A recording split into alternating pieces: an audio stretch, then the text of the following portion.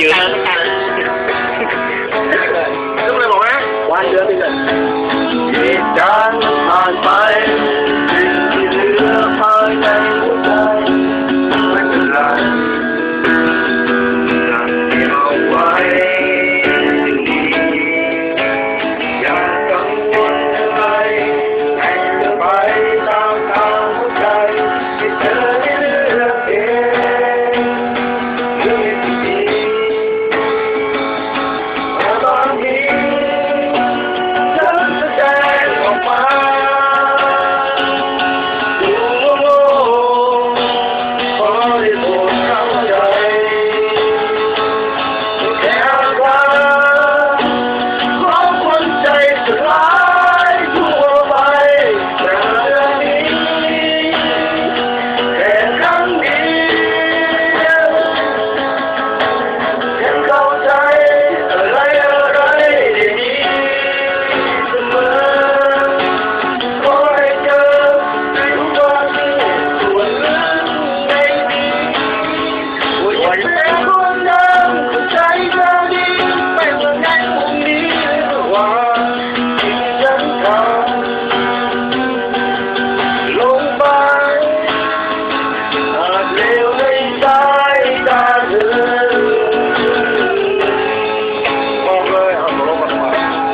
มองดูเส้นเศร้าจังหวะนี้ใจมันซ้ำเติมไม่เพียงแค่ โอ้ยให้ชัดสว่าง ใจเธอโชคดีเด็กคนธรรมดาให้เวลาเยียวยาหัวใจไม่นานก็หายดีและคงไม่ช้าถ้าบางทีฉันแสดงออกมาดูโง่ขอได้โปรดเข้าใจ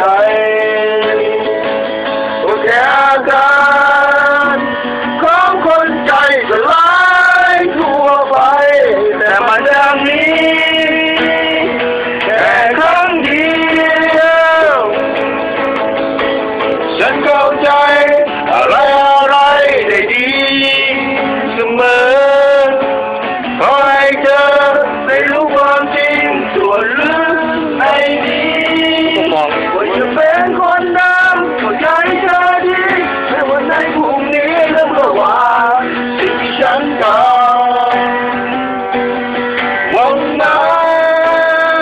นฉันเข้าใจอะไรดีเสมอขอให้เธอได้รู้ความจริงส่วนลึกในนี้ว่าจะเป็นคนเดิมเข้าใจเธอดีไม่ว่าวันพรุ่งนี้หรือเมื่อวานเก็บกันเอาไว้ บอกหน้าเพื่อนบอกกล้องดิ สุดท้ายของเธอ